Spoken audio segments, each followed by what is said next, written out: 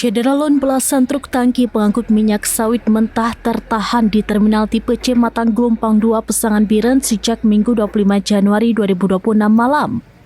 Kendaraan bermuatan lebih dari 30 ton itu tidak diizinkan melintas di Jembatan Gunung Tingkem, Kuta Blang sejak aturan penimbangan diberlakukan.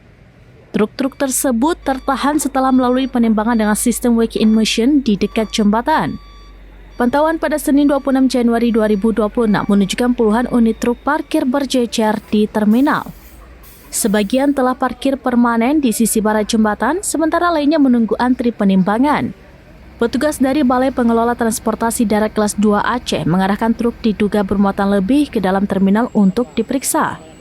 Proses penimbangan dilakukan dengan papan sensor di lantai yang terhubung ke komputer. Satu kendaraan terkadang harus ditimbang ulang hingga 3 kali untuk memastikan akurasi. Petugas lapangan Azwar menyatakan dari 16 truk yang ditimbang, hanya 5 unit yang lolos karena beratnya di bawah 30 ton. 11 truk lainnya terpaksa parkir untuk mengurangi muatan. Hasil timbangan menunjukkan angka bervariasi, mulai dari 31 ton hingga lebih dari 38 ton. Aturan pembatasan muatan mulai berlaku sejak Sabtu lalu. Kebijakan ini diterapkan untuk menjamin keselamatan jembatan dan kelancaran distribusi logistik. Truk dengan muatan di bawah batas akan diberikan surat bukti penimbangan sebagai syarat melintas, sementara yang kelebihan muatan harus melakukan pemindahan barang.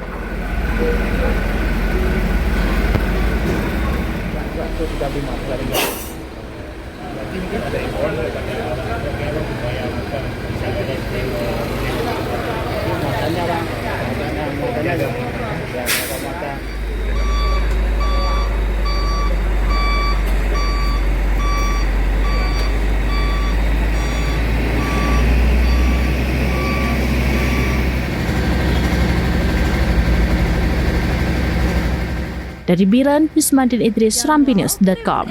Sekarang, menghadirkan lokal menjadi Indonesia.